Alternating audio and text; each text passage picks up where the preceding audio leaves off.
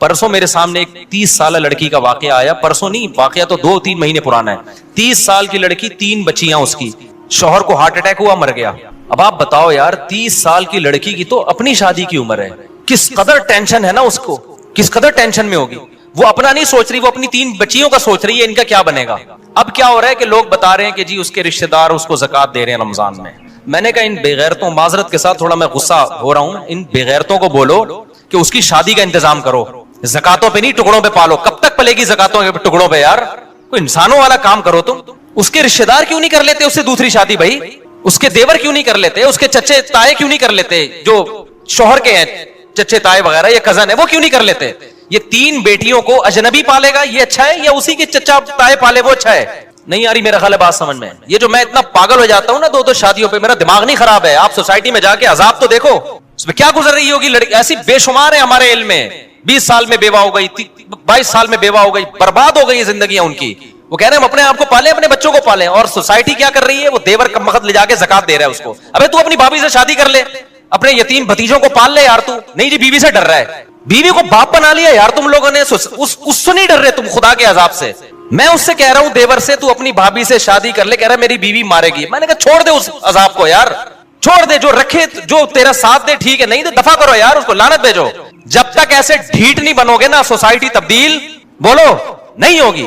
मैं अगर आपके सामने लिस्टें पेश करना शुरू कर दूं ना उन लड़कियों की जो जवानी में तलाक हुई है, बेवा हुई, जो जिनाकार बनी है, वो अपनी बच्चियों को बेचने पर मजबूर हुई हैं, तो तुम खून के आंसू रोगे यहां बैठ के। एक औरत का ख्याल किया जा रहा है, मेरी वाइफ नाराज हो जाएगी, सोसाइटी जाए भाड़ में, भले तबाह हो जाए, जिना फैले सोसाइटी में। तो मुझे मैं ऐसे लोगों को जानता हूं। 90 की बात है, 90। अब मैं पूरी डिटेल नहीं बताऊंगा, वो समझ जाएंगे मेरे बारे में बात हो रही है। 90s के शुरू में केस मेरे पास आया, 2 जवान लड़कों की शादी हुई। एक की उम्र मेरा ख्याल है 20 साल होगी, एक की उम्र 21 साल। उनको लव मैरिज हुई, दोनों भाइयों की लव मैरिज हुई। लड़की की उम्र मेरा ख्याल है 17-18 साल की थी, और दोनों की ना, दोनों भाइयों को कहीं लव हुआ, तो अब्बा के 2 ही बेटे थे, उन्होंने दोनों की कर दी शादी। बड़ी अच्छी जिंदगी, दोनों भाई एक घर में रह रहे, उनकी बीवियां भी एक घर में। अब क्या हुआ है कि जी एक को कैंसर हो गया, वो मर गया। 3-4 साल के बाद ना 3-4 बेटियां हो गई, और बेटियां भी बेटे की लालच में होती हैं, वरना इतनी बेटियां आजकल कोई पैदा नहीं करता। वो 3 बेटियां हो गई लगातार, कि अब अगले साल लड़का आ जाए। वो हो गई 3 बेटियां लगातार हो गई, और लड़के की हो गई कैंसर से डेथ। 1990 से लेके ना आज तक वो लड़की ऐसे ही बैठी हुई है। उसकी उम्र कितनी थी जब वो बेवा हुई है? 20 या 21 साल। समझ रहे हो, इंतहाई खूबसूरत लड़की, 20-21 साल की। 3 अब क्या हो रहा है कि वो बेटियां पाले या वो अपने आप को पाले। सोसाइटी को उस पर तरस, बोलते क्यों नहीं भाई?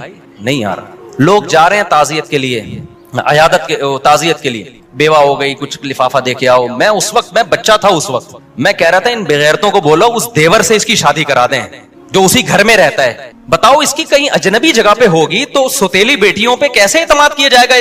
कैसे मर्दों की हवस की निगाहें आज इस जमाने में, फोश फिल्में सारी रात बैठ के देख रहे होते हैं, तो इन पे एतमाद करोगे? जवान सौतेली बेटी इसके हवाले की जाए सौतेले बाप के। कितने केसेस आ रहे हैं सौतेले बाप के उल्टे उल्टे, वो बीवी पे थोड़ी मर रहा हो तो फिर आगे उस जवान बेटी पे मर रहा होता है। गैरत तो बहुत थोड़े लोगों में रह गई है। मैंने कहा भाई इसके देवर से बोलो खुदा के लिए। मैंने लोगों से कहा जो भी ताजियत के लिए जा रहे थे, मैंने कहा अगर आप इस पर एहसान, में बच्चा था उस वक्त, मैट्रिक भी मेरा ख्याल नहीं किया था मैंने। मैं लोगों से कह रहा था कि यार ये जो 2 भाई एक घर में रहते, तीसरा कोई भाई भी नहीं है, तो वहीं रह रही है ना, पहले से ज्वाइंट फैमिली में रह रही है, तो वो इससे भी कर ले। एक बीवी तो पहले से है, अब अपने भाई की बेवा से कर ले, बच्चियां पल जाएंगी, बच्चियों को एक नया बाप मिल जाएगा। ना ना ना ना, मौत है ये लफ्ज जबान से। उसकी पहली बीवी पे तरस आ रहा है, हाय बेचारी पे सोकन आ जाएगी। अबे मैंने कहा उस बेचारी पे सोकन से तुम्हें खतरा हो रहा है, वो थोड़े दिन में भूल जाएगी सोकन। हर गम थोड़े दिन चलता है, उसकी सारी जरूरतें पूरी हो रही हैं, उसको नान नफका भी मिल रहा है, उसके बच्चों का बाप भी है, उसको घर भी मिला हुआ है, सब कुछ है। एक शिरकत हो जाएगी थोड़ी सी यार, मुसाफिर खाना है, दुनिया बर्दाश्त कर लो। ना ना ना ना ना, ज़कातें और ये टोपी ड्रामे लगा के रखे हुए, सदके खैरात, और जो करने का काम है वो कर नहीं रहे। सारी जिंदगी अब तक बैठी हुई है वो ऐसे। नहीं आ रही मेरा ख्याल है बात समझ में? अब तक वो मेरा ख्याल, अब तो क्या बेचारी की, मुझे नहीं पता उसके बाद, मुझे नहीं पता वो उनका हुआ क्या ना। मैं कभी वहां गया, मुझे केस आया था सामने, लेकिन इतनी बात पता चली कि अब तक क्या है, अब तो बच्चियों की टेंशन में 20 साल 21 साल की लड़की सारी जिंदगी किसकी टेंशन में गुजार रही है। और मैं फर्ज कर रहा हूं कि बहुत दीनदार होगी इंशाअल्लाह, लेकिन ऐसे हालात जब आते हैं, जो बाहर जाके जब वो जॉब करेगी तो आप मुझे बताओ, जब जॉब में लोगों को पता चलेगा, उसके बॉस को पता चलेगा बेवा भी है, कम उम्र भी है, खूबसूरत भी है, जरूरतमंद भी है, वो हवस की निगाहें डालेगा उस पर? नहीं डालेगा। आप क्या समझते हैं वो अपनी बहन समझ के उसको उसके साथ डीलिंग करेगा? वो बहन समझेगा उसको? कितनी जरूरतमंद खवातीन है, लड़कियां हैं जिन्होंने जॉब की है, आपके सामने अपने दिल का राज थोड़ी आगे बताएंगी। वो तो हमें आगे बताती है कि हमारा बॉस हमारे साथ कर क्या रहा है। कहती है हम अपने बाप को नहीं बता सकते क्योंकि अब्बा जॉब से हटवा लेगा हमें। रेप हो रहे हैं उनकी इज्जतों से खेला जा रहा है। फिर बास तो ऐसे होते हैं कि उनको भी चस्का लग जाता है गुनाह का, यार ये पैसा कमाने का आसान रास्ता है। तो इसलिए भाई सोसाइटी पे तरस खाओ। हम कोई बेवकूफ नहीं है जो 4-4 शादियों की बात करते हैं। हमारा कोई दिमाग खराब नहीं हो गया। आपकी 4 शादियों से हमें कोई फायदा नहीं है, लेकिन अगर इसको रिवाज नहीं डाला, खुदा की कसम नस्लें तुम्हारी भुगतेंगी और तुम्हारी नस्लें बर्बाद हो जाएंगी इस तरह से। किसी की बातों में ना हो। इब्राहिम अलैहिस्सलाम खड़े हुए ना कौम के खिलाफ, उन्होंने कहा मैं इन पत्थरों को नहीं पूछ सकता, भाई मैं खुदा को मानता हूं, लेकिन खुदा की कसम हम भी पत्थरों को ही पूज रहे हैं। एक पत्थर हाथ से बना हुआ होता है, एक पत्थर है कल्चर का पत्थर, कल्चर का बुत। हम खुदा को छोड़ के उस कल्चर के बुत को की इबादत कर रहे हैं। कल्चर को उठा के फेंक दो। हमें अल्लाह ने इस्लाम दिया है। देखो यूरोप में जब तबाही आई है ना, पहली जंग अजीम, दूसरी जंग अजीम में मर्द मर गए थे उनके, औरतें बहुत मर्द मार्केट से क्या हो गए, शॉर्ट। उनके पास कोई हल नहीं था इसका, तो उन्होंने औरतों को जिना पे लगा दिया। हमारे पास तो हल है भाई, हमारे पास, उनके पास तो हल नहीं था ना। वो किससे पूछते? पादरियों ने कहा एक से ज्यादा शादी हो नहीं सकती। हालांकि तौरात इंजील में ऐसा नहीं था। तौरात इंजील में तो ये 4 से भी ज्यादा हो सकती थी, लेकिन उन्होंने तहरीफ शुदा दीन कल्चर को फॉलो किया। पूरी सोसाइटी का बेड़ा गर्क हो गया। अब वो चाहते हैं कि हमारा मैरिज सिस्टम बहाल हो जाए। अब नहीं हो सकता बहाल। हमें तो यार अल्लाह ने इस्लाम दिया है। आप अगर दूसरी कर रहे हो, बेवा को सहारा दे रहे हो, तलाक याफ्ता को सहारा दे रहे हो, कोई रोकता है कि हमारे सोसाइटी इजाजत देती है? आप बोलो सोसाइटी का ही तेल लेने यार। खुदा है, मैं कलमा पढ़ता हूं, मुझे खुदा ने इजाजत दी है, किसी में दम है तो रोक के दिखाए। तो ऐसे वाकयात में रो रहा हूं, उन लड़कियों की ऑडियो आ रही है, रो रही है, चीखो पुकार, जिंदगी बर्बाद हो गई, कोई पूछने वाला नहीं है। तो आप देखो कोई वाकई नहीं है। अब ऐसा नहीं हो सकता कि ऐसी लड़की जो 30 साल में बेवा हुई, उसकी 3 बच्चियां भी हैं, कल मेरे पास कोई बंदा आ जाए मेरी शादी करा दो, मैं उठा के उसके हवाले कर दूं। आगे क्या होगा भाई उसकी बेटियों का? ऐसी लड़कियों के लिए सबसे पहला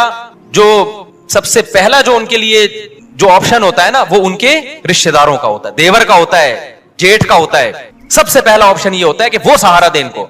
वो नहीं दे सकते, उनके कजन दें, अपने खानदान में रहे, ताकि बच्चे अपने खानदान से बाहर ना जाएं। लेकिन अब देखना, ये सारे बड़ी बड़ी दाढ़ियां भी हैं और तहज्जुद के निशानात भी हैं माथों के ऊपर, हर साल हज उम्रे भी हैं। किसी बेगैरत को ख्याल आ गया ना कि इसकी दूसरी शादी करा दो इसके खानदान में, तो आप मुझे आके बता देना, मैं उसको अवार्ड दूंगा। किसी बेगैरत को यह ख्याल नहीं आएगा। वो ज़कातें देगा लिफाफे डाल डाल के ना, कि चलो जी मेरी ज़कात 2500 रुपए बनती थी, अब मैं इस बेवा को ज़कात देके एक बहुत बड़ा तीर मारूंगा मैं। वो क्या होगा यार 2500? फिर उसको ज़कात, उसको तो मोहब्बत भी चाहिए, शौहर की मोहब्बत तो हर औरत को चाहिए, उसके औलाद को सहारा चाहिए। यतीमों की तरह पालेंगे, इसका बाप नहीं है यार। तुम खुद अपने बच्चों के बारे में सोचो यार, बाप की वजह से बच्चों को कितनी इज्जत मिलती है। कभी तसव्वुर किया आपने? आप थोड़ी देर के लिए फर्ज करो मैं मर जाऊं और मेरे बच्चों को ज़कातें लाके लोग दे रहे हो, किस कदर इंसान के रोंगटे खड़े हो जाते हैं ना। उसको बाप चाहिए होता है ऐसी बच्चियों को, और वो बाप जो बाप का भाई है, बाप का कजन है, वो तो वो बाप का किरदार अदा कर सकता है, सोतेला वो किरदार अदा नहीं कर सकते, बिल्कुल बाहर के खानदान को। तभी फुकाहा ने बयान किया है, लड़की तलाक याफ्ता हो या बेवा हो, अपने खानदान में शादी करेगी तो बच्चे रख सकती है, खानदान से बाहर जाएगी तो बच्चियों को साथ नहीं ले जा सकती, क्योंकि उस बच्चियों का फिर मुस्तकबिल महफूज नहीं है, फिर बच्चे छोड़ने पड़ेंगे उसको। लेकिन बच्चे छोड़ के फिर वो बच्चे नहीं रख रहे होते, खानदान वाले कह रहे हम क्यों पाले, क्योंकि फैमिली प्लानिंग ने बना दिया 2 बच्चे, अपने बच्चे नहीं पल सकते तो दूसरों के कहां से पालोगे। नहीं आई ना बात समझ में, मेरा ख्याल है। तो आखिरत में उल्टे लटके हुए होगे, हमने अपना फर्ज अदा कर दिया है। अब आप हम पे लतीफे कसे, मजाक उड़ाएं हमारा कि ये मौलवी को शादियों के अलावा कुछ नहीं आता, लेकिन जिन पे गुजर रही है ना, उनकी पुकार अल्लाह ही सुनता है, और अल्लाह फेंटी लगाएगा, चित्रौल लगाएगा कि तुम जब कलमा पढ़ते थे और मैंने तलाक याफ्ता और बेवा और बेसहारा औरतों के लिए हल ये बताया था, तुमने सारा पैसा हज उम्रे पे क्यों लगा दिया? तुम ज़कातों पे कोई फोकस तुमने क्यों किया, जो असल सहाबा में तो हमें नहीं मिलता। कोई बेवा होती और चंदे हो रहे हैं उसके लिए। सहाबा में ऐसा हुआ, एक सहाबी की 4 बीवियां एक टाइम पे बेवा हुई हैं, 4 बीवियां एक टाइम पे बेवा हुई हैं, और चारों की फौरन शादी हो गई है, क्योंकि सब ज्यादा शादियां करते थे तो रिश्तों की कमी नहीं थी। हजरत जाफर तैयार जवान थे, जब शहीद हुए ना, लोग मुझे ये भी कहते हैं कि लोग 4 शादियां करेंगे, मर गए तो 4 औरतों को बेवा बना के चले जाएंगे। ओ भाई 4 औरतों को बेवा बना के चले जाएंगे, लेकिन 4 शादियां फिर अगर उनकी शादी नहीं होगी ना, इसलिए नहीं कि इसने 4 की थी, इसलिए कि बाकी नहीं कर रहे। नहीं आई मेरा ख्याल बात समझ। वरना सहाबा के दौर में भी ऐसा हुआ। हजरत जाफर तैयार लड़ाई के लिए गए थे, जवान थे, 4 बीवियां थी उनकी, शहीद हुए तो चारों बीवियां बेवा हुई हैं, रोने की आवाज आई उनकी। आप सल्लल्लाहु अलैहि वसल्लम उनको खामोश करवाया कि आवाज बाहर ना निकले, फिर उन चारों की शादी हो गई। और ऐसे नहीं हुई है कि नबी ने उनके लिए रिश्ते तलाश किए हो, इश्तिहार, उस जमाने में तो कोई इश्तिहार का रिवाज नहीं था, या अनाउंसमेंट की हो। इतने रिश्ते आए हैं कि उन्होंने सेलेक्ट किया है। उनमें एक थी हजरत अस्मा, जब उनके लिए हजरत अबू बकर ने अलग पैगाम भेजा, हजरत अली ने अलग पैगाम भेजा, और भी साहबा ने भेजा, उन्होंने सेलेक्ट किया मैंने किससे करनी है। हालांकि हजरत अबू बकर तो पहले से मैरिड थे, किसी ने नहीं कहा कि आप तो शादीशुदा हैं, आप क्यों पैगाम भेज रहे हैं। उन्होंने कहा नबी ने एक वक्त में 9 रख सकते हैं, तो हमने 4 रख लिया, तो क्या हो गया भाई। इतने रिश्ते आए हैं हजरत अस्मा के लिए। हजरत अस्मा ने हजरत अली के रिश्ते को रिजेक्ट किया कि इनकी उम्र कम है। हजरत अबू बकर के रिश्ते को कबूल किया कि ये मिचोर हैं, क्योंकि वो चाहती थी किसी मिचोर से शादी हो। हजरत अबू बकर का निकाह हो गया उनसे, जिंदगी बड़ी अच्छी। पहले हजरत अबू बकर के निकाह में पहले से भी बीवी मौजूद थी, एक और हो गई। जब हजरत अबू बकर का इंतकाल हुआ तो फिर हजरत अली ने दोबारा पैगाम भेज दिया। उस वक्त हजरत फातिमा का शायद इंतकाल हो चुका था, मेरा ख्याल है।